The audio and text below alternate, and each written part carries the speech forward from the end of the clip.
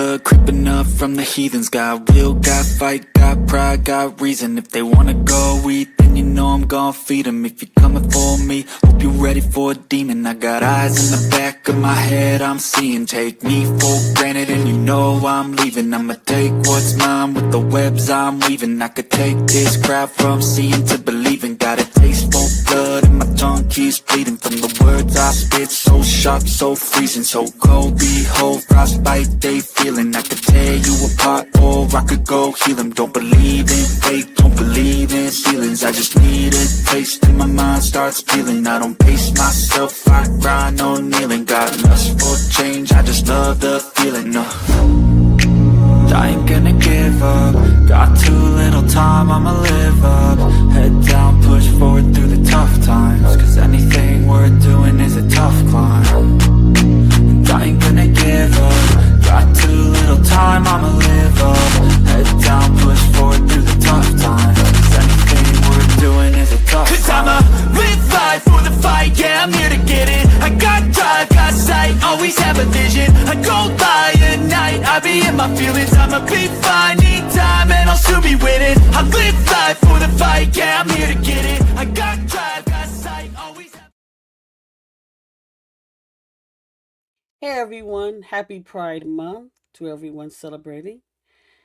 Before I bring my guest on, I wanted to show a video, and then we can get started with our conversation.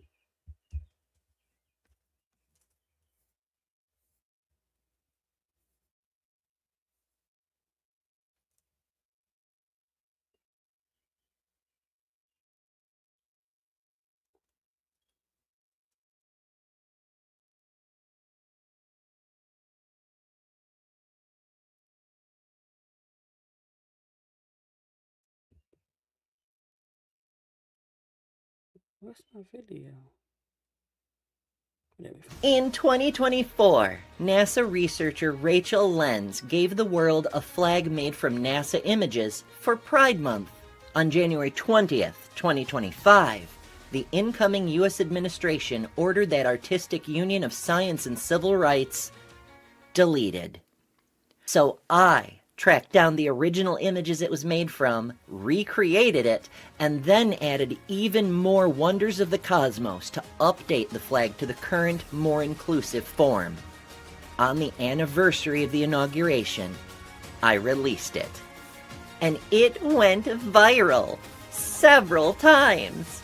Now you can get a physical copy of that artwork as a full-sized flag or a large sticker, as well as space artworks of the other Pride flags: lesbian, gay, bisexual, trans, queer, intersex, ace, and new flags being added all the time. Get one for yourself or give them as gifts and celebrate Pride, celebrate science, celebrate resistance, and help support a creator fighting for human rights for all humans. Head to astralpride.com.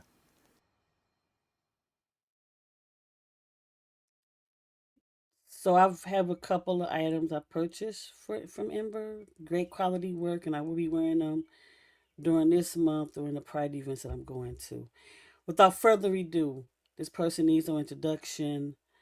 I nicknamed myself the Queen of Detroit Atheists, but she's the queen of it all through the atheists, Black women. When you Google her name, it pops up. She is Main Supreme. So without further ado, let me bring on my guest, who I'm very honored to also consider my very good friend, Mandisa Thomas. Kelly is just embarrassing me, y'all, just so y'all know. She's the supreme being. Oh, Lord. She is the leader. Lord. The leader. Oh, non-existent Lord. We got many that tries to duplicate, but they can't. Yes. What do you call them? Back in the day, the perpetrators. Yes. they gotta perpetrate you. Okay, so hey everyone, how are y'all doing? And anybody don't know, Kelly? Just give a little brief to them who you are, for those who are living on a rock. All right. For like Mandisa Thomas, founder and president of Black NonBelievers. For those of you who don't know, we are celebrating 15 years in existence this year. And I'm really, really, really happy that you are a part of the BN family now, Kellie, the team family. We're excited for what's coming up, especially next weekend. We hope that more of y'all will join us. And so, and I'm wearing one of our shirts, that we one of our shirts that we sell online. We got all of our stuff. BN has become the brand now. So, and that is in no small way. I don't have no more stuff today. That is in no small way due to folks like yourself, Kellie. Also Cynthia, Tina, and everyone else who supports us. And it's nice to be here on a Friday. Oh my gosh, I want to talk about Saturday. Friday afternoon. Yes, Friday afternoon. Yes. So we're just chopping it up like good friends. Nothing really set in stone and stuff like that. But I did want to talk about the event coming up next weekend. That's going to be much of us talking about that and any other ventures that BN has in the near future. We're going to talk about those things as well. Absolutely. So yes, if we are coming up on our second annual Revival of Reason. We did the first one last year in March of 2025. And the subtitle was The Homecoming. And it was held on the south side of the Atlanta area, in Morrow. And so this time it's going to be on the northwest side. It's going to be at the Atlanta Free Thought Hall, which is the home of the Atlanta Free Thought Society. And there are also other groups that meet there. We've had a few meetings there. And so it's going to be a full weekend of speakers, workshops, music, food, a cookout, cards. And I'm also excited to announce that we do have a special guest, a surprise special guest who will be sharing. I don't even know who this is. Yeah, Kellie doesn't even know who that is yet. So really, really excited about that. So our special guest will be premiering or giving a sneak preview, an inside look into their newest project.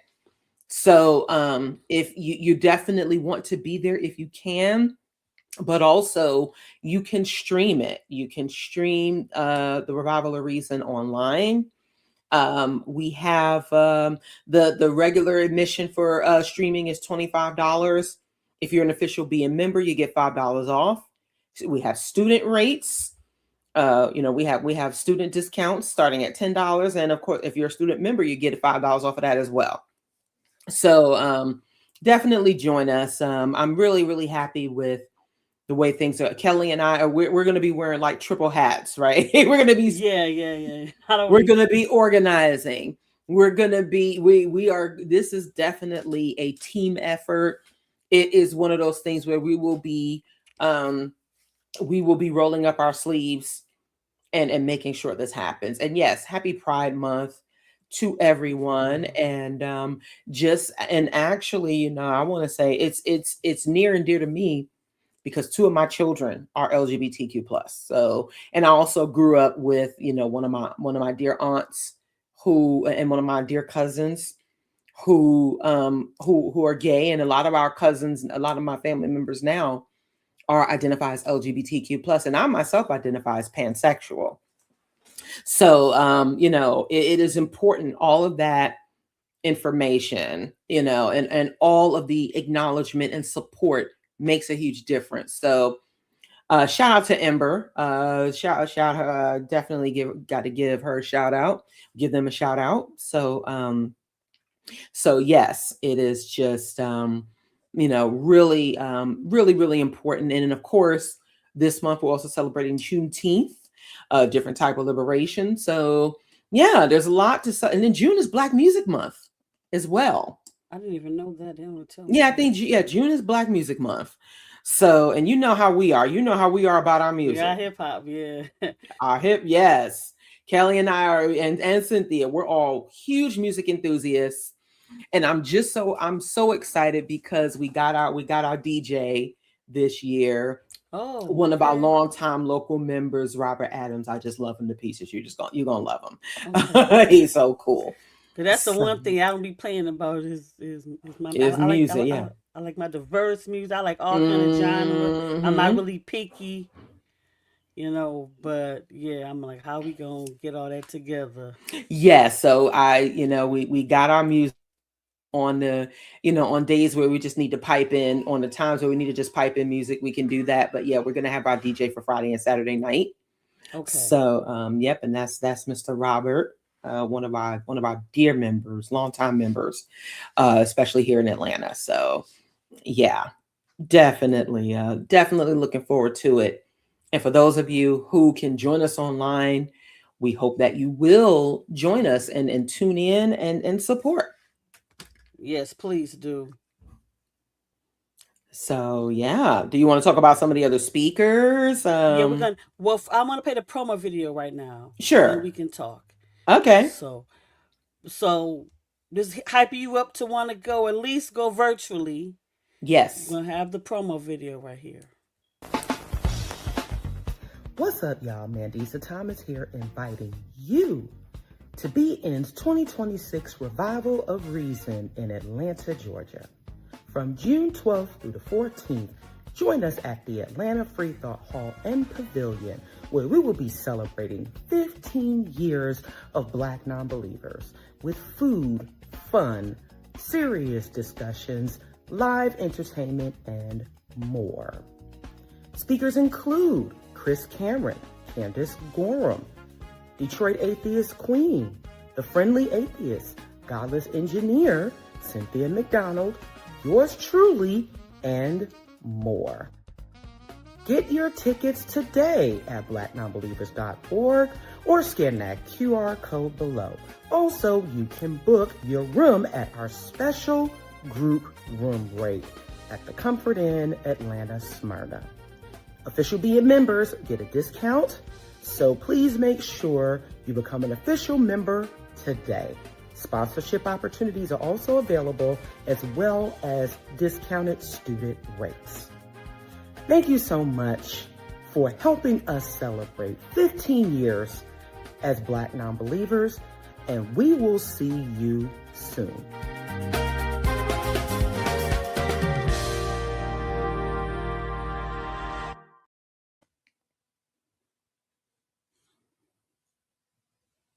All right. I'm And gonna need to step away for a moment, but we can start talking about the speakers, each speaker, and but I'll give me like a minute. I'll be right back. okay. Well, I'll handle it from here.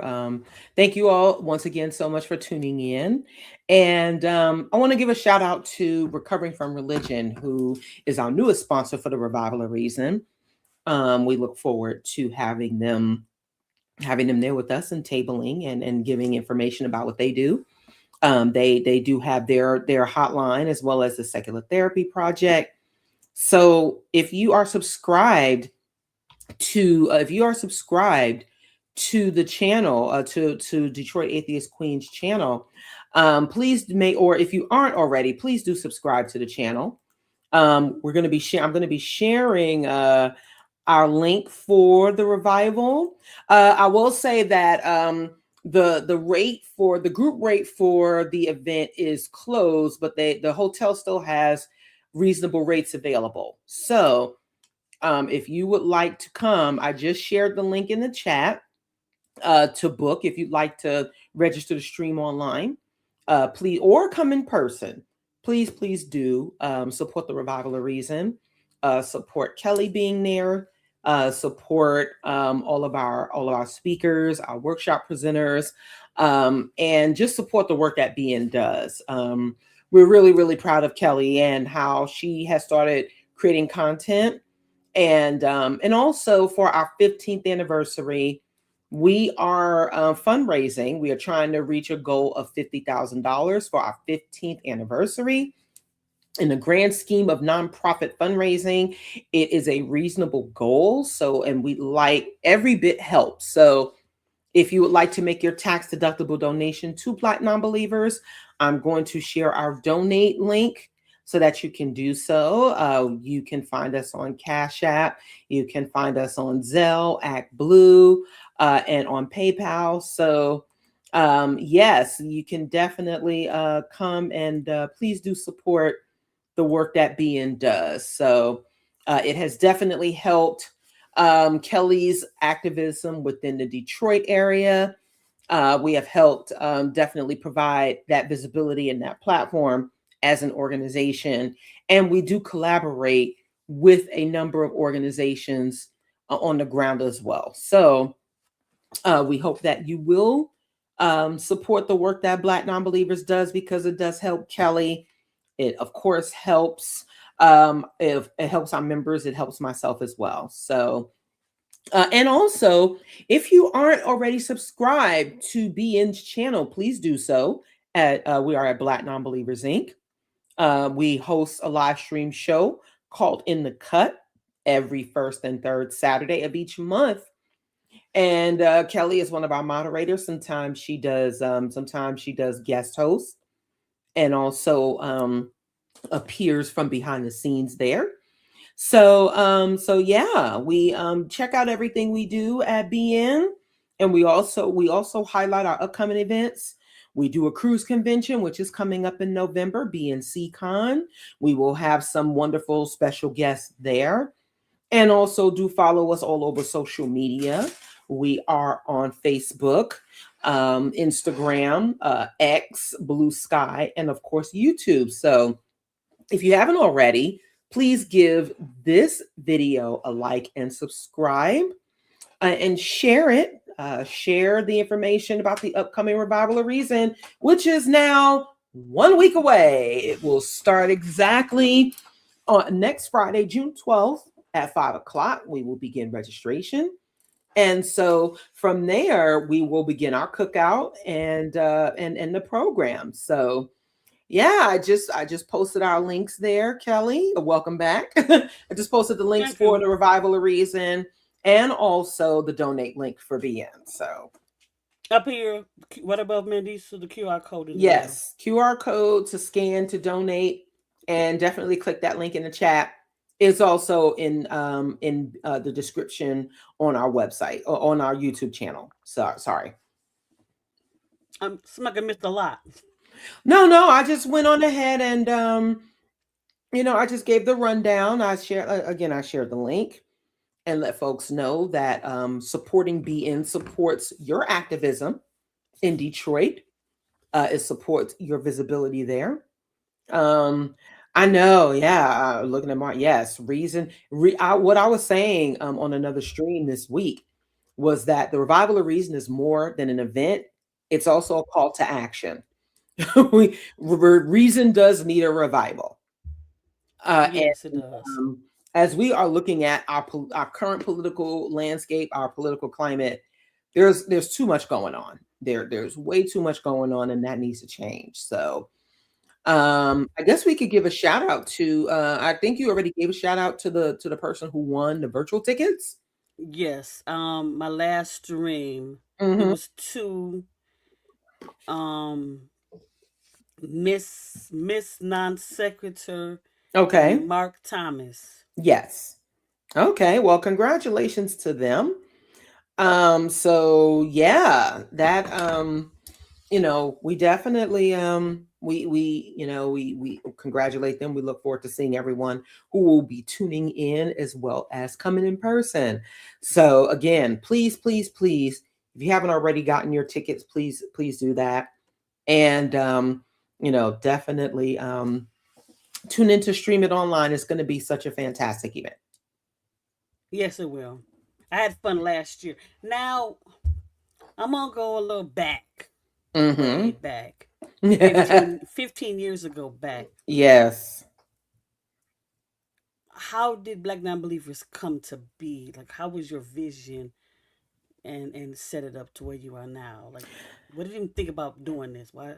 So I really never expected that it was going to become what it was. So the main thing was that I was still coming to my full identity, re-identifying as an atheist at the end of 2010. And so from there, I had connected with the Black Atheist group on Facebook. I was excited to be there. I was excited to see so many Black atheists. And so in doing so, I started looking for community and folks in person here in Atlanta because, our family and I, me and my husband and my kids, we hung out with folks, but we were just like, we're not doing this religious shit. So I had heard about, or there was a Black atheist meeting that was posted in the group. And so when I went to look for information on it, I didn't find anything. So someone else that I met told me about Meetup. And it was there that I found all of these different atheist groups and secular groups in the Atlanta area. So I was like, oh, okay. But then I also had a conversation with the same person who was saying that, because they're Black, and they were saying that whenever they went to a predominantly white atheist meetup, that it was always, it was pretty uncomfortable. They would often be the only one there. Folks would kind of be passive aggressive. And, they would say these things that weren't necessarily as welcoming, even though they were well-intentioned. And so I thought, well, let me check it out for myself here. I'm like, we're all atheists. So, let me try it out and go to this meetup, because I did want to start meeting people in person. And sure enough, when I got there, I experienced that one of the first things that was said to me was, I'd never met a Black atheist before. And I was just like, oh, okay, this is interesting. And then there was one other guy that came in, the only other Black guy. And I remember one of the ladies asked if I wanted to sit next to him, but I'm like, no, but I'm here with you. So I guess, again, it was well-intentioned, but at the same time, it was just like, oh, that was weird. Yeah. So during the course of the evening, we did have some good conversations, but then when the other guy was saying that, it's hard being a Black gay atheist, one of the other folks was like, well, it's hard for us too. And so kind of got back, went back and forth. And I was just like, I said, as the evening ended, we started talking. I said, there has to be more of us out here. We're in a predominantly Black city. It was on the cusp of the Eddie Long scandal. It was at its peak at the end of 2010. Yeah. I said, there has to be more of us out here who are probably just sitting in a closet, or they may not know how to find other atheists. And so the other guy was a former minister, like a former evangelical minister.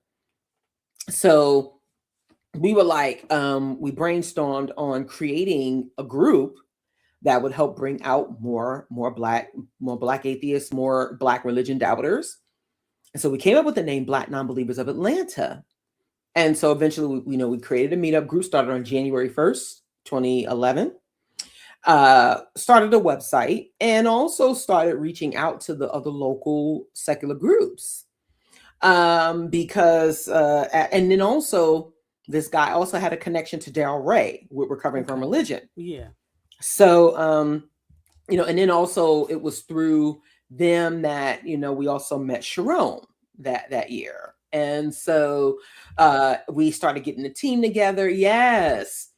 And we started getting the team together. We held our first meeting in February of 2011. And there were 15 of us there. There were 15 folks that showed up. For the yes. First one. Mm-hmm. And that's pretty much been consistent, like for in-person events, especially for general meetings, because that's what we called it. Yeah. About a good 10, 15 people or, 15 so odd people. But that just went to show like how ready for this people were. And so when time went on, the other guy stepped away. Mm-hmm. And so we started forming, I assumed the role of president of the organization. And so eventually we became just simply Black NonBelievers, because as we started connecting with other folks, there was interest in starting similar groups in different cities. Yeah. So we wanted to create that national network for folks who liked what we did. The fact that we were consistently meeting in person. That was also the year I attended my first American Atheist Convention. Okay. And a group of us went up to Des Moines, Iowa, where they held the convention. It was a really nice time. There were a few, right, not in Des Moines. I mean, there were a few there, but no Iowa. that was the first time I saw Matt Dillahunty in person. I didn't know him the way I know him now. Okay. But I had seen him on the Atheist Experience and became more familiar with him. This is 2011. 2011. Mm-hmm. Okay, 2011 too. Okay. Yeah, and so we connected with like the Richard Dawkins Foundation, Recovering from Religion. I had met Dal Ray for the first time. I had started, really making connections with local and national organizers. And so it was from there that, and then there was another group that started calling themselves Black Atheists of Atlanta. They started saying some very transphobic and homophobic stuff. Oh no! So yeah, there was a big mix up because people thought they were us. Oh no! And so we had to do some clarification, and that actually led to more visibility. That led to me connecting with Hemet, the Friendly Atheist, for the first time, because he wrote about us. And so later on that year, CNN, there was a journalist from CNN.com that reached out to us. So it was from there that we started doing media interviews. And there was also a film student who wanted to do a short film speaking to Black atheists. And she was agnostic. So we got some folks together, one of whom was the singer Anthony David. Yeah. So he was connected to us for a little while. And so he was a part of that. And so I remember when we put out the call for people to be interviewed, there were folks who were so scared. They were so scared to be filmed on camera because they didn't know what type of response it was going to get. Yeah. But rightfully so. Right. But it actually got some really good responses because she put some clips of Steve Harvey saying some really awful stuff. Well as this other woman. And people were getting mad. People were getting mad at that. So by that time, I had connected with some of the regional folks at American Atheists. And so I had my first speaking engagement at their regional convention in Florida in December. And then the following year was the Reason Rally. So we made our presence there. We made a concerted effort to attend and support what was already in place, in addition to us forming and starting our organization. And so at the time we had connected with Black Atheists of America, who was an existing organization at the time. We ended up collaborating with them. And also African Americans for Humanism. I was on the Billboard. I was a part of the Billboard campaign along with some other noted Black atheists at the time. So we had started really, really connecting on not just with other, people and creating that community, but we were also getting more involved on an organizational level, seeing which organizations work on like policy, what they're doing for advocacy and representation. And then Sharon was actively doing her show, the Fifth Tuesday series on WRFG. So we started talking more on the air. So we were just really starting to gradually increase our visibility. And at the time I was working as the event services manager at the CDC's conference center. And I didn't know what that was going to be. I didn't know what being on that billboard was going to mean for my job. But because, the CDC is a mess now, but because it was a government agency and it's supposed to be bipartisan, it's supposed to be, you're not supposed to be touting your religious beliefs there.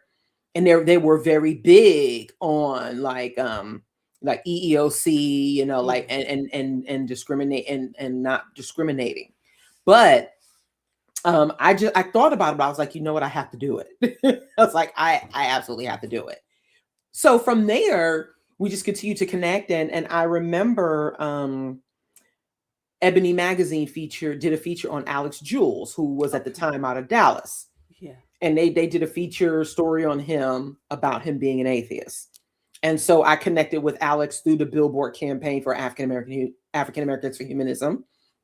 But then in 2012, right before the Reason Rally, we received an email inquiry from Jet Magazine. Oh, wow. Yeah. Don't tell me you was Beauty of the Week. I know, right? That was funny because that was the first question someone asked me. They were like, "Are you going to be the Beauty of the Week?" And I was like, "Well, that was you, Mandy. That's too funny." But that was you on there. No, they had someone else. But why? What they did? That's so funny.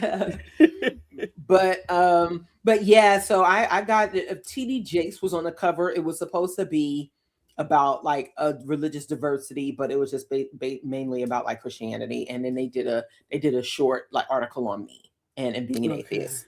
So that was very much a highlight, which led to some folks reaching out for. There were these two sisters in Charlotte, these two Black women in Charlotte who wanted to interview me. And they sent over some really good interview questions and they put it on their website at the time. So it was what's going on, Maya, and everybody. So we did actually get we got some good traction from that feature in Jet.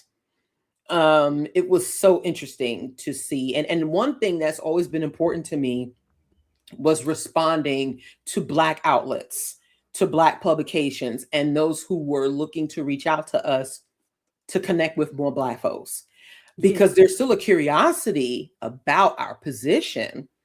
And so we just continue, we just continue to do that. So ironically, I'll never forget this. One of our older members, she was like, "Mandisa, I'm going to need your autograph one day." I was like, you don't know what you're talking about. Shut up. Yes, you do. And that was the same day. Well, I don't think I know, but that was the same day that I opened up the email for our email inbox, and that's when they said they wanted to interview me. I was like, you know what? Y'all make me sick. You need your autograph. Yes. I got photos though. Yes, you do. But so. So from there, we collaborated on the Blackout Secular Rally in 2013. 2014 is when we officially became a 501c3. I feel bad. I missed out on all this stuff. Yeah, there was a lot. We have done a lot in 15 years. So we really, really have. And, we celebrated our 5th anniversary in 2016, which was held in Atlanta. Had Daryl Ray, Sharon, a whole bunch of folks who we had connected with, and actually one of my very good friends to this day, Reverend Lorenzo Neal, who was he on the show once? He was, yes, he was in 2023. Yeah, I think I remember talking to him. Yeah, I met him in 2013, and he wanted to interview me, and at first I was like, "What?" But it actually turned out to be a really good interview, and we have been friends ever since. So it has just been wonderful to have connected with both non-religious and religious people who we have been giving a better understanding of our position as well as our humanity. So from there, we ended up celebrating our 10th anniversary. We had started co-producing. I think I came like a year after, or maybe a few months after that. Yeah, 2021. Yes. And by that time, we were working on the second Women of Color Beyond Belief conference. Mm-hmm. We had started doing BNC Con by then. We had launched the Being Changes Lives campaign with our hashtag Being Changes Lives, because people have said that we have saved their lives. So it has just been consistent community building, consistent advocacy, consistent representation. We gave the framework for Candace Gorham's book, The Ebony Exodus Project. We gathered interviews for her. I was interviewed in that book for her book as well. Also, yeah. So it's Candace is awesome. Yeah, she really is more than what people know. Yes, and she's been a day one. She's definitely been a day one, and also I'm just very happy that us existing led to getting the Godless Gospel Ensemble off the ground. Yeah, Um, definitely. yeah, so there's just so much that we could talk about that would just take almost like probably like close to 2 or 3 hours, but that's just, Oh yeah, that's a bit of our brief history in a nutshell. So yeah. yeah. Like I came on the scenes at 21. I be forgetting about dates or something. That's when I Mm-hmm. and so like I started questioning within 16 and 17, Mm-hmm. and just seeing all these cis white men on all the TV. And it's fine, but I'm like, damn, where the black people at? And I don't know, like I was always, and I it's been a few times now that it has not been the case. But my grandma would be like, if it's someplace ain't no black person, be leery of that place. Which, I Mm-hmm. realize that's not necessarily true. Right. But I know we was thinking about moving. My grandma was, oh, Uh-huh. good, there's a black person on the block. So but that's because of how they were raised and how they Yes. grew up. So that's how they had to have that attitude. Because many times, like you live in an all moved to all white neighborhood, they would like firebomb your house or spray paint stupid stuff It on was you. dangerous. It was Yeah, dangerous for a lot of people. So yeah, that was valid. That was very, very valid. yeah. So I But mean, mm-hmm. having a space and you realize you're the only one, Mm-hmm. and that nobody thinks the same way that you're thinking, and you sitting there at church because you want to fit in and fake. Like, this doesn't feel right to me. Yeah. Like, are people listening to what this preacher's saying? Does it sound Mm-hmm. right? What am I supposed to do? So I'm like, can't even do church anymore. And I would just sit there alone on a Sunday or Saturday, or even like I would do like brunch with. I still hang out with them sometimes, but I would go with some of my friends, even if it wasn't church. It was just going out to eat with some friends. They want to pray before we eat and Yeah. stuff like that, or talk about how God is good all the time. I don't want to hear all that. Yeah. You Yeah. know, just like I don't. And it was kind of funny though. I don't drive. I left driving alone years ago. So I get Ubers a lot. And so sometimes I'll get in an Uber, and I went into one, and I forgot how it started off. But then the guy started talking about how he was a minister for so many years, and one day he started deconstructing and realized it was bull. Mm. And so he no longer believed, and this and this and this. I don't know what made him. And I was like, wow. He must have felt your spirit, girl. Yeah. And he started talking, and I was just like, really? Or I've had some time like, what do you think about religion? And do you want to know the truth how I feel about religion? And I Mm-hmm. starts talking, and he turns around, another driver, and looks at me. He was like, you got some sense, sister. Yeah. Wow. And he was like, I've never heard another fellow black person think this way. He was Mm. like, and I agree with so much of what you have to say. He was like, man, that's crazy. I'm telling you, and that's one of the reasons why visibility is important to us as well, because we know there are other people who are questioning. We know that there are other Black folks out there who don't believe anymore, but sometimes it's still very few and far in between, depending on where we are. And it is that visibility and us just saying something that makes the difference. Folks start feeling more comfortable saying something when they know that there is someone else who can relate and better understand. Yeah.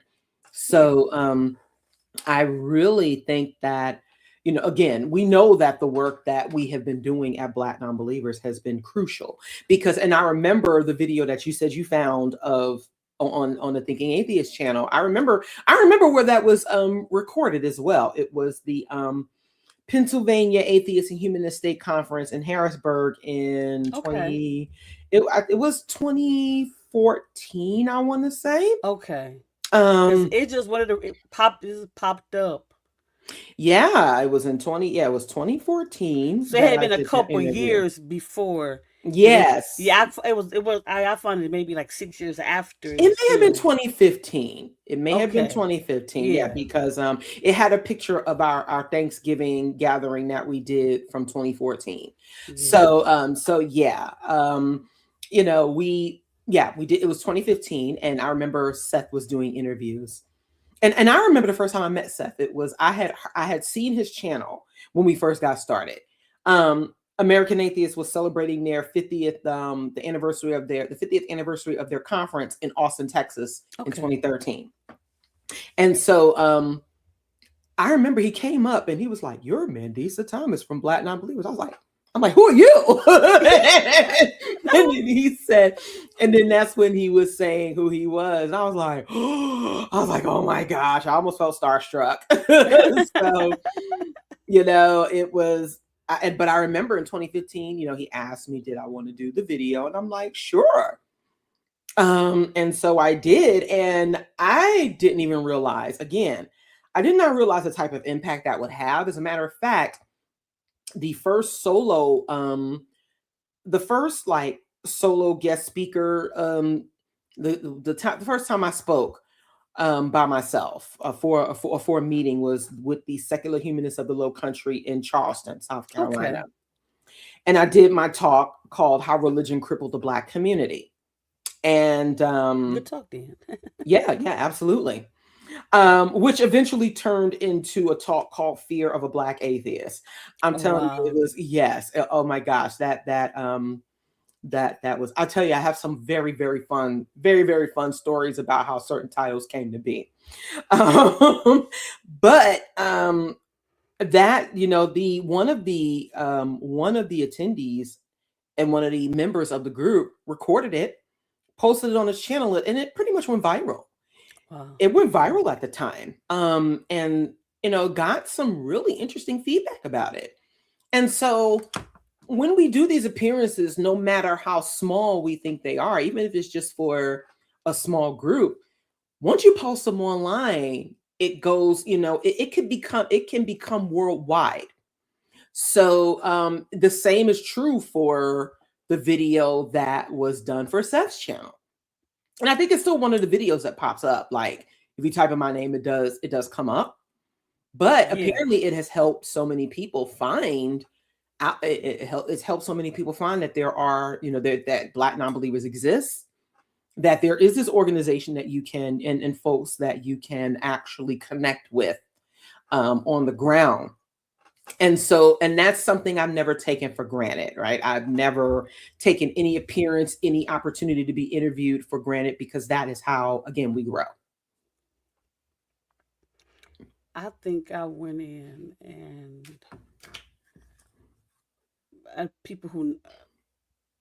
many people who don't know me, but I'm very shy, deal with introvertedness extremely, and a lot of it comes from how I was raised, and I was um not accepted Mm. in a lot of spaces.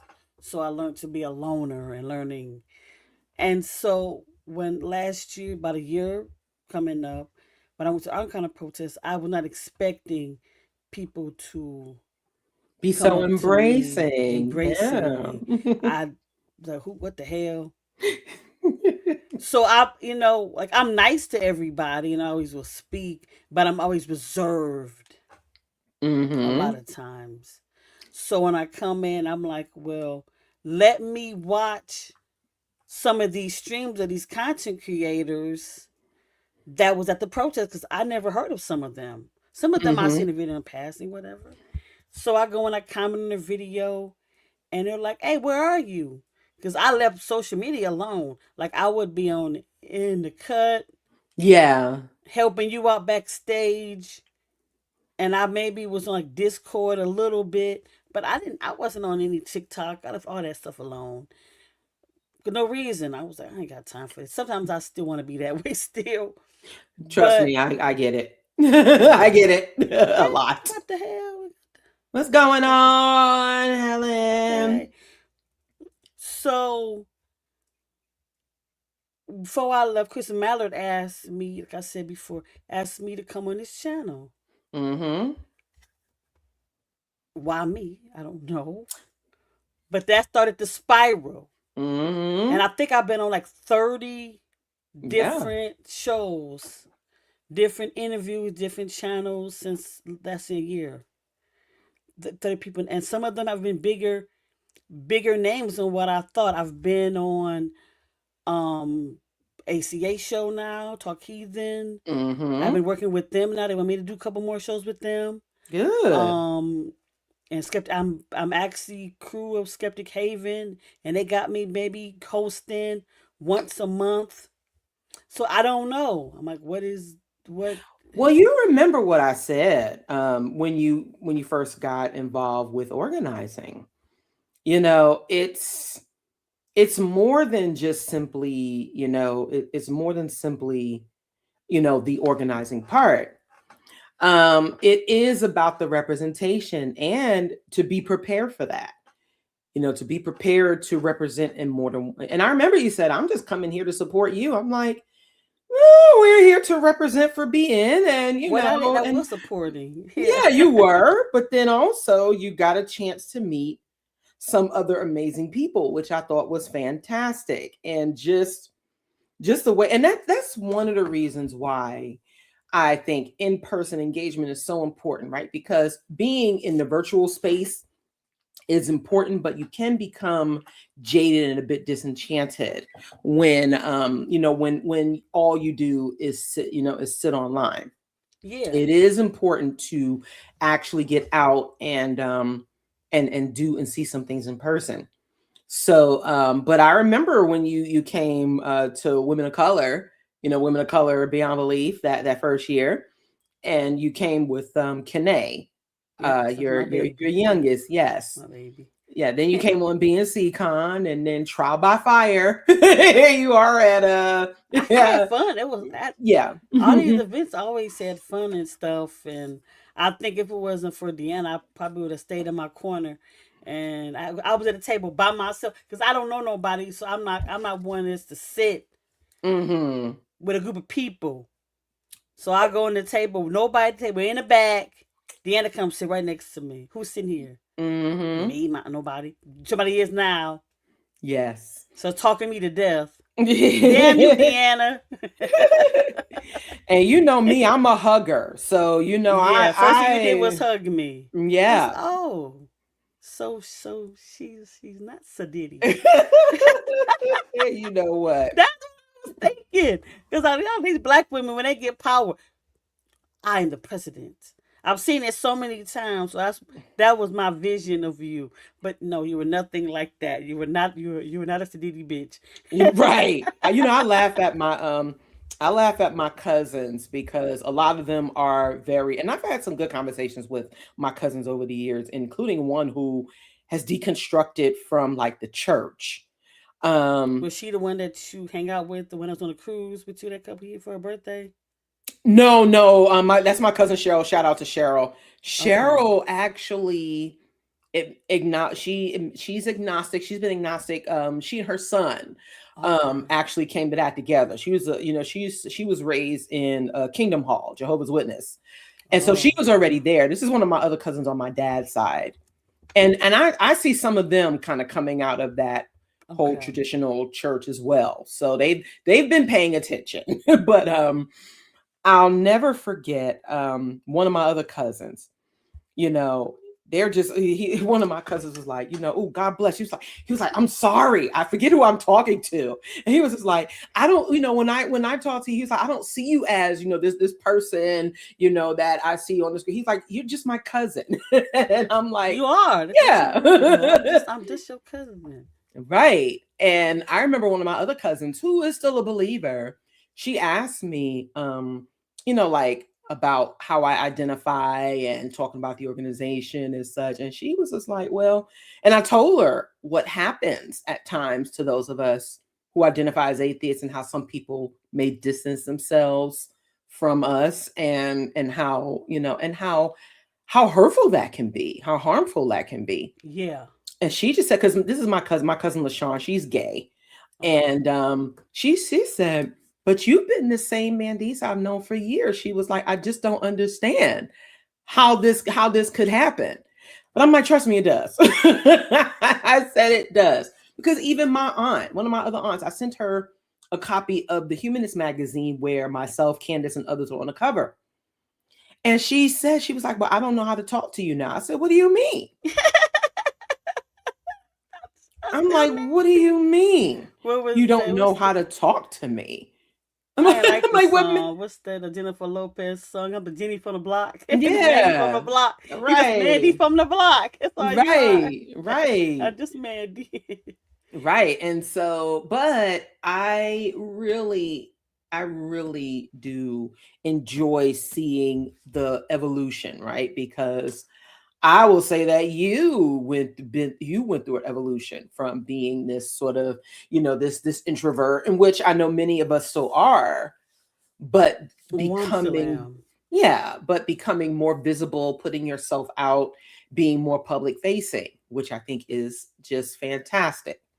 Because again, the one thing I've always said is that, you know, I am not the only representative. There are more of us out here, and the more voices, the better. And the more representation, the better. And that's what we've been cultivating at BN. You know, yeah, I do voice that, and I'm saying not me. I'm a small guppy in the pond, in the ocean. But I was like, you don't want to give Black people the space, but then when you do, you pick the same Black people over and over again to speak. Mm-hmm. Yeah. And There's others in the space that can speak as well. I'm not saying me, but it's others. Yeah. And, you know, ironically, there were a number of Black atheists who were visible at the time. But and again, that's why I say it was unexpected, because I think the main thing that I had started doing was just, again, I say that I'm bad at saying no to things and no to people, and I do realize that my and how I carry myself does stand out, but at the same time, it was like, well, you know, there were folks who were trying to get in touch with other Black atheists at the time, and they were unable to. So when people reached out to me, I was like, sure. I remember we did even in Atlanta, right? We did a segment for Atlanta Interfaith Broadcasting called Atheists in the Bible Belt. Okay. Now the producers of the show were atheists. Okay. But you know, they told me that we were the only group in the Atlanta area that said yes to them. Wow. Because the other groups were concerned about it being on an interfaith channel, and they weren't sure how it was going to make them look. Now, I can understand that, you know, I can understand that hesitation, but I just thought, well, as long as we are still out, and they did an amazing job. Actually, the video is on our channel. If you type in "Atheists in the Bible Belt," if you do a search on our channel. But yeah, go ahead, Kelly. No. I was trying to. No, I listened. You finished. I was trying to think of it was one interview. I gotta find it, and I love that interview you had. Yeah, I was just like, well, you know, this before I knew you. Okay. I'm gonna see if I can pull it up. But yeah, it was I love the interview. Yeah, and I will say that by that time, this actually took place in 2013 as well. I mean, we've done so many interviews since, and have participated in focus groups and research groups. But I will say that by that time, when I put out the call for folks to be interviewed for this program, there were folks who couldn't raise their hands fast enough. like in that's just in short good. 2 years. Whereas it was almost like pulling teeth to get folks to participate publicly. I'm gonna have to look under your name. There were folks who were just like, you know what? I'm just going to say what I have to say and just let the chips fall where they may. And I remember that particular show debuted Christmas week of 2013. And I remember a few years later that there were women who actually still said, I remember you from that program. And I remember seeing that. I remember seeing you on AIB, Atlanta Interfaith Broadcasting. And I just said, wow. I mean, it's just amazing how the things that some folks will remember. And there are a lot of interviews and things that we participated in that I do remember, but I'm just like, oh wow, I kind of sort of forgot about that because we've done so many now. And that is one of the reasons why I think I became one of the most sought after, not because I was intending to be, but because of how we were engaging and how I was engaging. So, but I am definitely glad that now there is, because any time I ever got a chance to recommend Candace as a speaker, I would do it. Yeah. Anytime I got the opportunity to recommend like Jeremiah Kamara as a speaker, I would do it. Yeah. Anyone else who was available that I knew I worked with, and I was like, hey, let us put these things together. So yeah, that was that's definitely been a highlight of the 15 years that we've been, that we've been an organization. And so I am definitely, I really think that especially the Revival of Reason is celebrating 15 years will definitely, you're going to hear from some folks who have been with us since the beginning. You're going to hear from folks who have, once they got started with us, and now they are doing some amazing things. And part of that is they are open as non-believers. And part of that, and that is due to the support that they have received from Black non-believers. Yeah, now that I'm out, I wish I would have came out sooner. There are a lot of people who say that. There are a lot of people who I cannot find that way. interview, man. I'm really, man, damn. But it was a good one. It was, and I can't find it. But yeah, there was an interview you did, and you was just like on the street talking to this guy. I kind of think what is. I think I know who you're talking. I think I know what you're talking about. It was in Atlanta, right? I believe so. Yeah, I think I know who. And I don't think he really has an atheist. It's more like a Black-centered channel he has. I think if I can. Oh my gosh, I'm trying to remember that one too.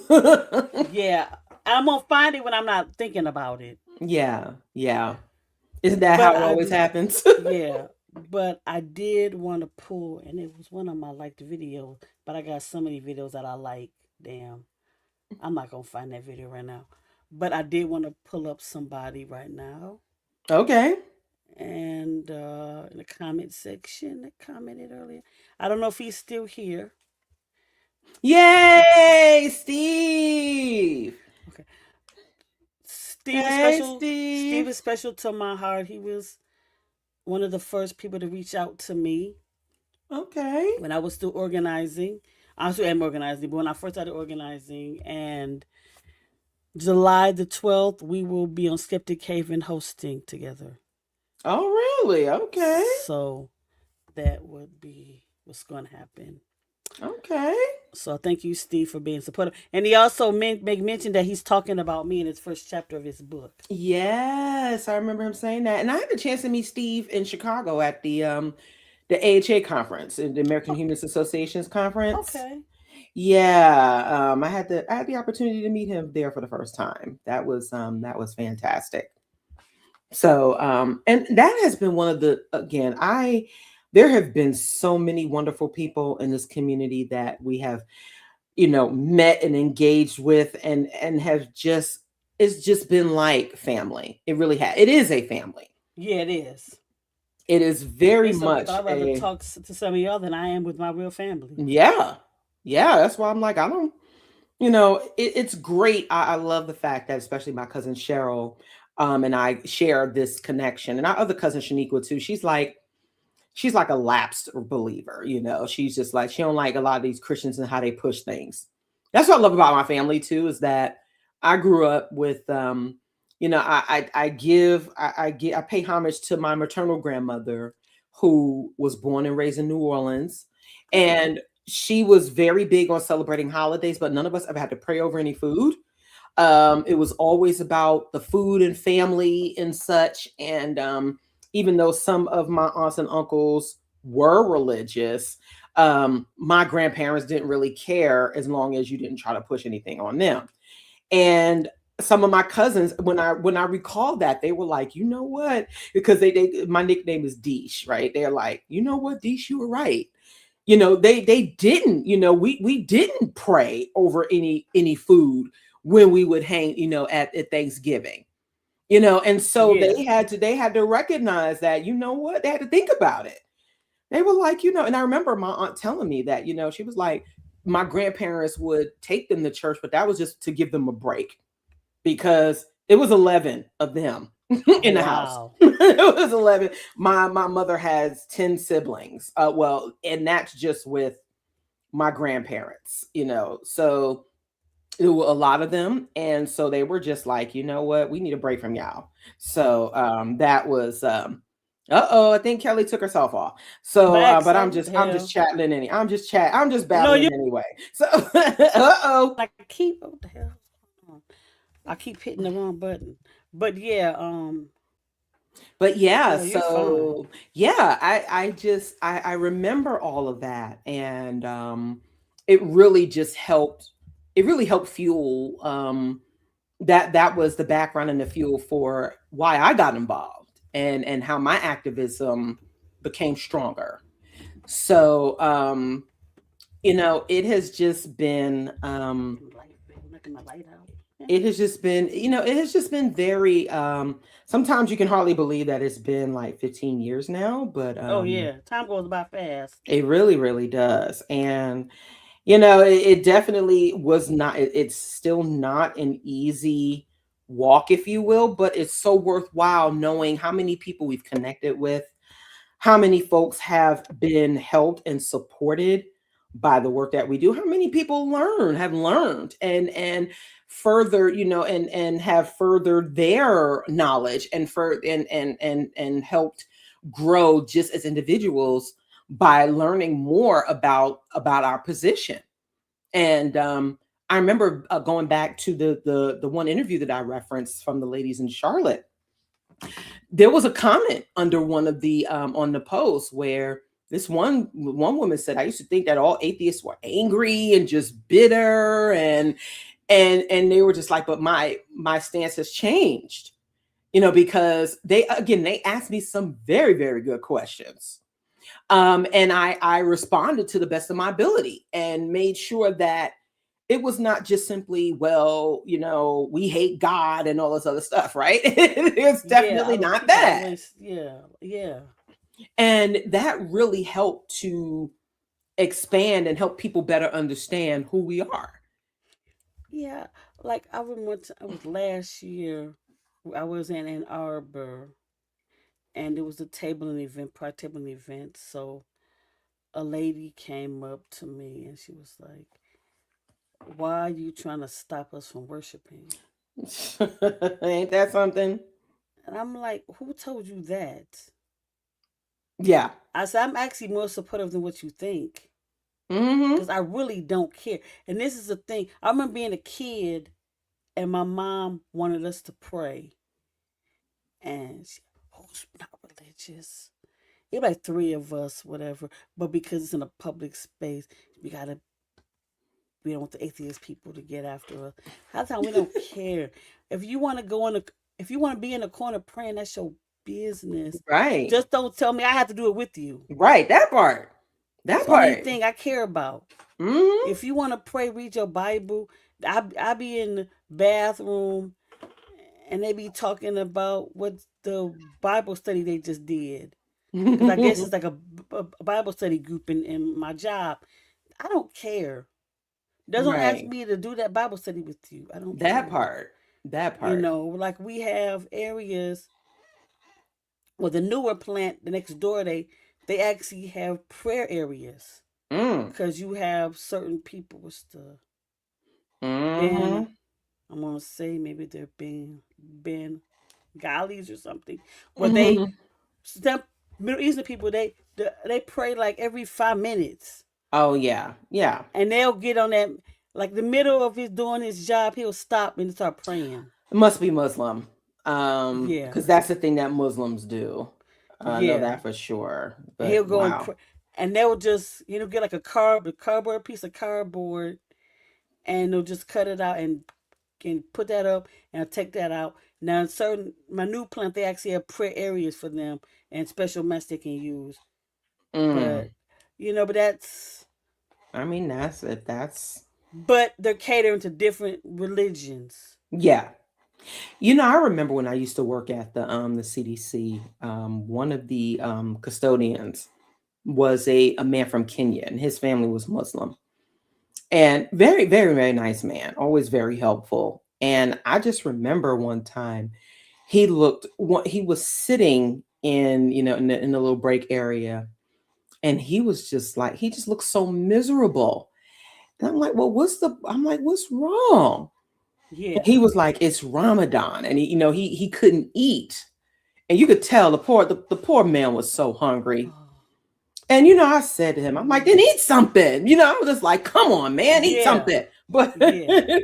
but and I mean, he kind of laughed it off. But I'm like, come on, man. I mean, it really was a concern there because Yeah. I'm just like, first of all, I mean, fasting can be good, but I just don't, especially if it's making you miserable. I'm Did just I tell you like, about my fasting situation? mm-mm.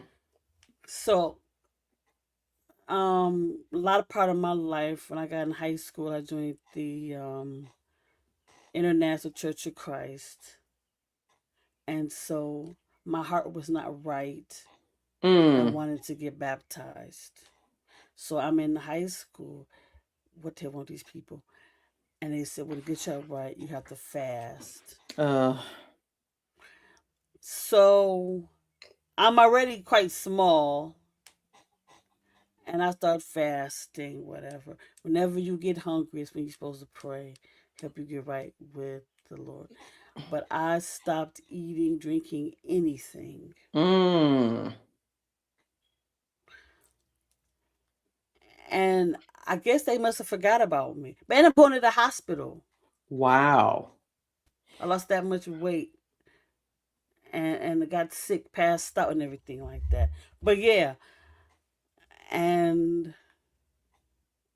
That can be very dangerous for I also had a friend who was a Muslim. And I remember we were just texting, and I remember he snapped at me, and I'm like, what's wrong with you? yeah, don't be yeah. What's And wrong with you? he was like, I'm sorry, it's Ramadan and I'm just hungry. I'm like, well, damn well you need to eat something. Don't be blaming it on me. I don't care. Right. I'm like, you need to make sure you eat. If you know that's going to be an issue. Don't cause you being an asshole. Right. I was Yeah, like, man, okay. listen. But So we that got a was few more minutes. Let's go over and talk about the Rival revival. of Reason again. Give a little another synopsis for the people so they can. Yes. So next weekend, June 12th through the 14th, starting Friday, is BN's Revival of Reason, celebrating 15 years of Black non-believers. We will be at the Atlanta Free Thought Hall and Pavilion, and we will have special guest speakers, yours truly and Kellie's truly, Detroit Atheist Queen. We're also going to have Hemant Mehta, the Friendly Atheist, Chris Cameron, Candace Gorham, Cynthia McDonald, a Godless Engineer, who's a friend to be in the show. Also Helen, Freethinkers She Fireside is going alright. to be doing. It's so funny. Helen is She going to be alright doing our too. social media takeover. Helen is also helping us fundraise for our 15th anniversary. She's helping us with our $50,000 goal. Please make sure that you check out Helen's channel for her interviews and support her efforts to support us. Also, we're going to have Dan Barker from the Freedom from Religion Foundation is going to be playing piano again. He's going to be playing the keyboard again for A Godless Gospel. Javon Bradley is going to be one of our speakers. If you a baddie, that's right. Now. Come on now. Come on, baddies, join us. Yeah, if you're a Bradley baddie, you know, definitely you want to come out and see Javon, your leader. So yeah, that's just too funny. But yeah, no, we're gonna have again, and also Karis Horde, who is the outreach coordinator for the Freedom from Religion Foundation. She was an intern at one time, and you and her will be facilitating the panel on coming out as an atheist and finding community. Okay. So I don't know. I just Kelly just going to show up. Kelly just going to show up and be there. Wherever that's all I can do, because I don't even know all the places. What are you gonna do? I don't know. I mean, I'm not in every panel, but I think I'm on like 4 out of 5 panels. I'll do it. I'm just there. I'm just gonna sit me up there.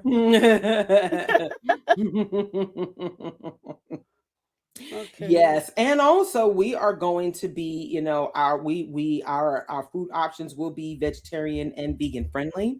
Yes.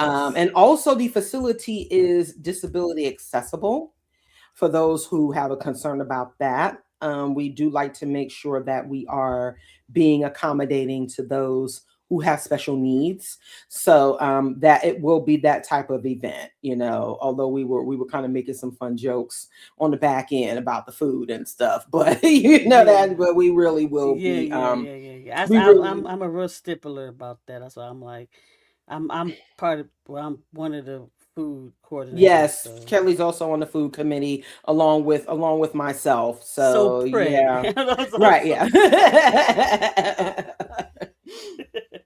But yes, please come on down to the Revival of Reason, especially if you're going to be there in person. But if not, that is perfectly fine. You can register to stream it online. And if you can't, $25. Yeah, starting at $25. If you're a student, it's $10. So, and also the ticket for the in-person event is for the entire weekend, $100. We will be offering same-day options or one-day options when you get there. So please stay tuned for that. But also that includes food, you know, that includes you don't have to go off-site, you know, to get anything to eat. We should have something for everyone to enjoy. So you don't have to worry about spending extra money for food and beverages when you now you can purchase a separate celebration package of alcohol if you like. But I didn't know that we had that option. Yeah, but you know, we just gonna be hanging anyway. But yeah, there are folks who can. But yeah, no, you know, but definitely support the work that we do. If you can't make the Revival of Reason, we will be at the Ark Encounter protest. Yes. We will be at NanoCon, the Nashville Nuns Convention. We will be at Dragon Con Labor Day weekend. We will be at the Rockets, which is another special holiday. Yes, Labor Day, and then September 4th is my birthday. I will be 50 years old. In September, I know, right? Yeah, we both old. But anyway, speak for yourself. Speak for yourself. Whatever. Yes, we will be 50, and so, and acknowledging my 50th birthday as well as 15 years of Black NonBelievers, we do ask that you support the work that we do. Please it is very much needed. Appreciative. Yes, and again, we are a 501c3 organization, so donations to us are tax deductible. Yes, I remember you from Myrtle Beach. Yes. Yes, that was awesome. I think, this was the Oh, you're 50 now. You make us feel young now. Yeah, that's right. I mean, hey, don't sleep on us seasoned folks now. No, please don't. Don't sleep on us. I'm sitting here looking because I'm like, damn, what the hell is this interview? Yeah, now you gotta find it. Well, when I leave, when we get off the air, I'm gonna find it then. Right. Okay, so I'm gonna plug some stuff. Okay. Monday, Adele Ray will be on my show. Nice. So I will be talking with him, and then hold on. I don't have my phone near me. Hold on. Let me get my calendar out. I think on Sunday you're still going to be live at Motor City Pride. Yeah, I'm doing that as well. Yeah. Okay. So we're doing that a little bit. But no, I was gonna hold on. I don't have it I got so many different devices. So the 19th. Okay. At 1:00, I'm gonna have Carlos Ramirez, who is one of the people over Tri-State Free Thinkers. Oh, nice. Gonna be talking with me about how the organization got started. Have a little chat with him and everything. Okay, like awesome. So somebody asked, what happens when we die? We just die. Yeah, I mean, that's, yeah. I mean, we cease to exist. Cease to exist. That's what happens. Yep. So that's what happens when we die. It's just. Yeah, we just, yeah, we. I appreciate you for saying. Yeah. Nothing. We just void. We're void. It's nothing.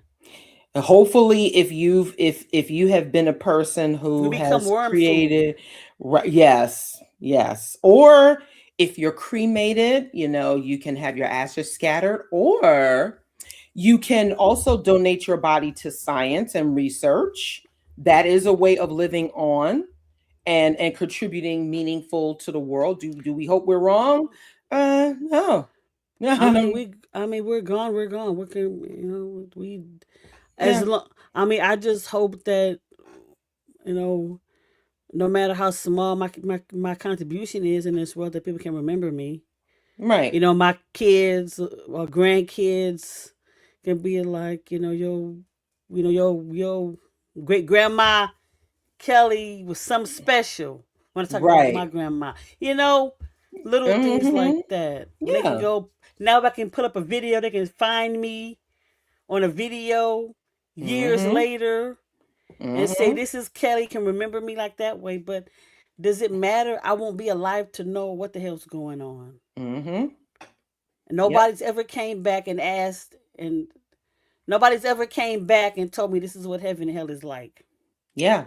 It's a very sobering reality that I think so many aren't ready for, but it's important that we acknowledge that, what pretty much will happen. What will happen when we die is that we're just dead. We're dead, yeah. I mean, I said we don't know because we're not dead yet, but yeah. I mean, I'm not trying to die no time. Right, exactly, right. I'm not trying to find out right now. Let me wait a little longer. Yes, we still got living to do. We got a revival of reason to do, and we got we got BNC kind of do. We have all these different things that we are working on. So we have somebody's birthday. Yeah, national holiday. Somebody want to get 50 first. Yeah, right. But yeah, thank you for coming on. Thank you. Near-death experiences are not dead. They're not dead. That's what. Yeah, no, that's not. People. So in September we're gonna have, and I'm gonna have him on my show. But there's a doctor locally, like in a Flint area, that wrote a book about that. So I'm gonna have him on my show. He's gonna talk about how he thinks that happens, because I've had them too. But dreams. Hold on. You have your thought process because of the indoctrination that you have. Because you get somebody with another faith belief, their near-death experience is gonna be of what they were taught. Mm-hmm. Yeah. When my my great aunt got sick, and I remember, and this is the one thing that my mom used against me, because she always says, well, remember when you did this? As a How do you kid, I not? mean, my goodness. Well, no. I'll break down. When I got sick, I started.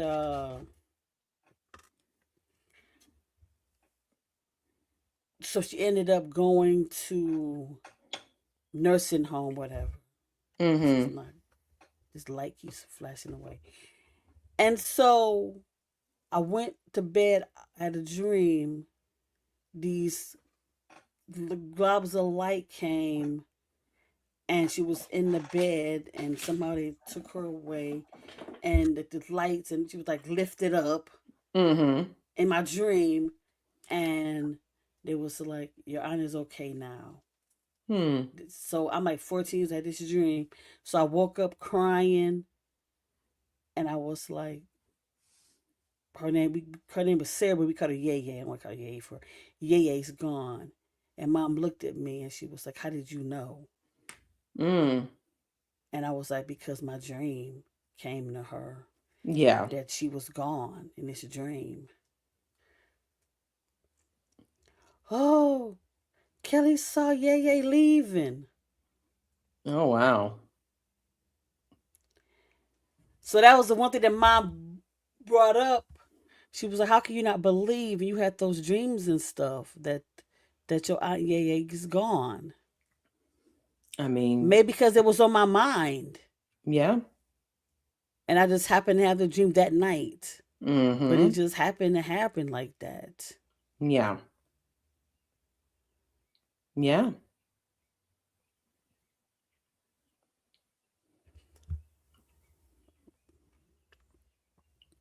No Yeah. one knows for sure. Mm-hmm. No. That's why most of us are agnostic atheists. Mm-hmm.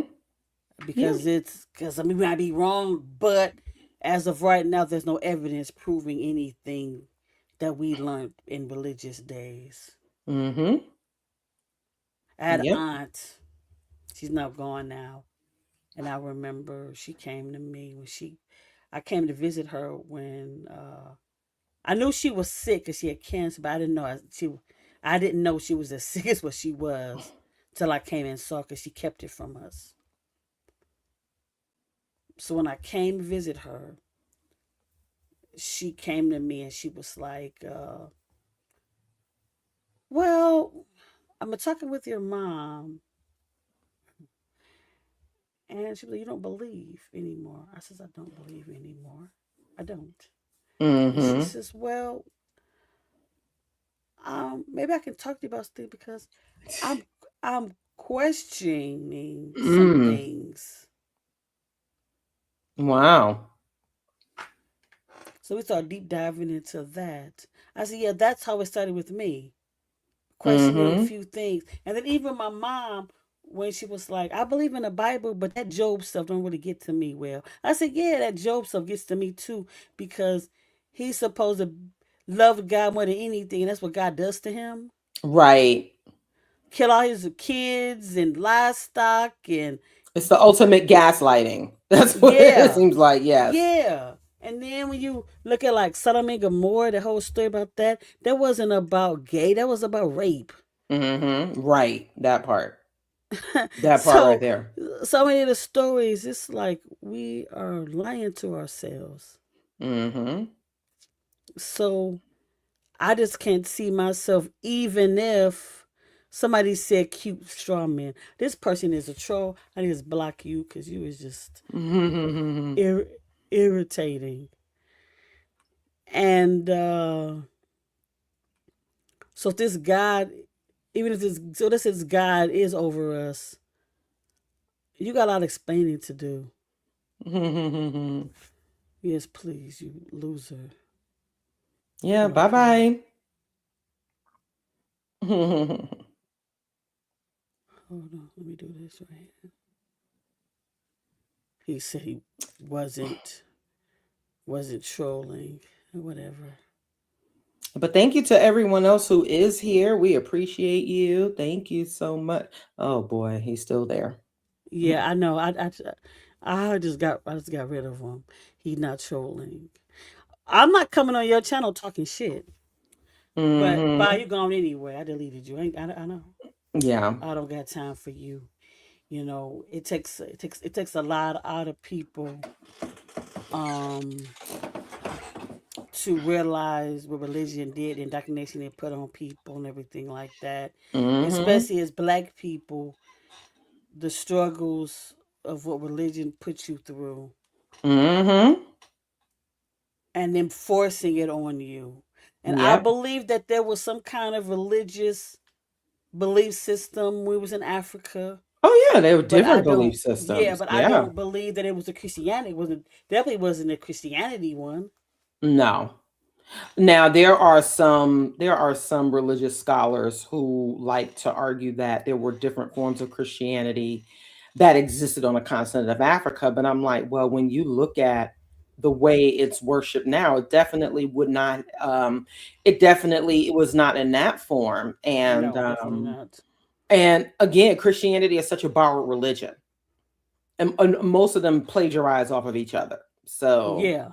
there's something to be said about that, right? Because I So think, was it Kelana or Kalisha? One of my daughters, I think it was Kalisha, but she came up and showed me the YouTube channel. And I've seen other videos as well describing all these other virgin birth stories of uh-huh. stories that predated the Bible by years. Like, Mm-hmm. Yeah. and Yep. I'm like, this is just taking these stories, just like when you get like the Disney stories. Those are taken from other stories, and they Yep. adapted into Disney.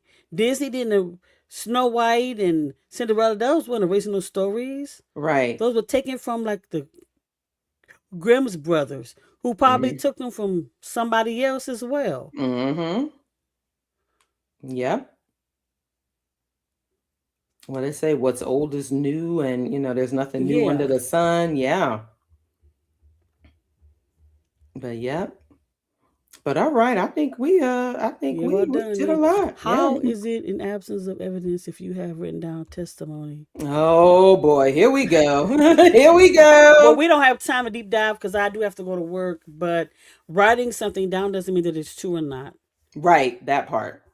That part right there. Because I can write down lies. It doesn't matter. Right. You know, you write down things, stories. Can you call in? Now this, This is yeah. not a call-in show, but there are several call-in shows, and I will be on one next week. Skeptic Haven, if you want to call in on that channel, I will be on there with Lil of all trades, so you can talk to me and Lil. We can deep dive into things like this. But no, this is just a show. Yeah. We just chatting it up. This is not a call-in channel. I just talk about secular activism and things of Yeah. that nature. But yeah, and then tomorrow be on BN's channel, we will be doing In the Cut, where we will be discussing more of the Revival of Reason and having some of our speakers and presenters. So if you want to hear more from them, and and become, and if you're still interested in going, yeah, we'll be talking more about it. We're going to be hyping it up all week, so we definitely want you in the building or on the stream. So definitely definitely come and participate in the Revival of Reason.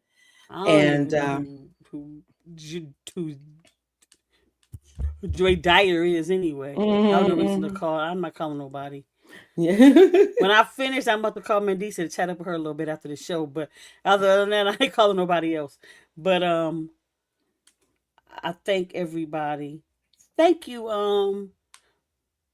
Rational Poet. You just subscribed to me. Yes. Yeah. So I thank you. But if you have multiple accounts that collaborate with each other, I get your point. Obviously, that's not why I'm. Hey, hey, Adrian, and hey, Mice. Okay, That's so funny. Mice be saying, I want to know how's your third wife though.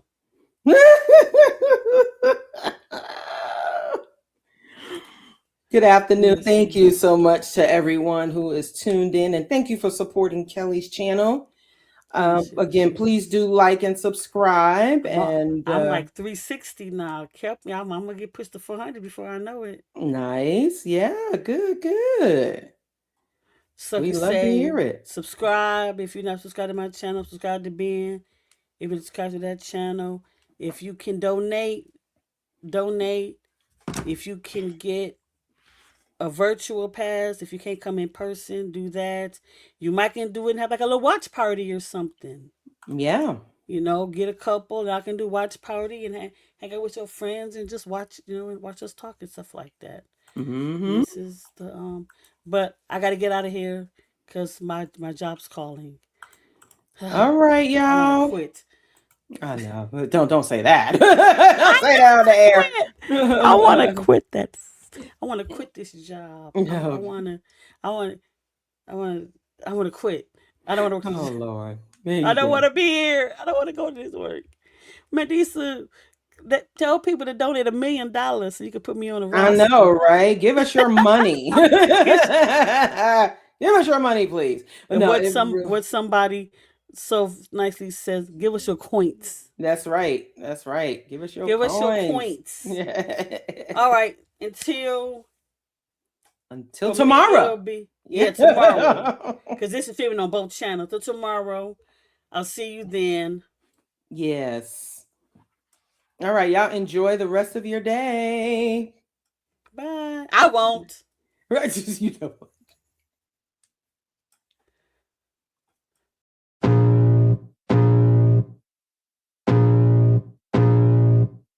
I can feel the blood creeping up from the heathens. Got will, got fight, got pride.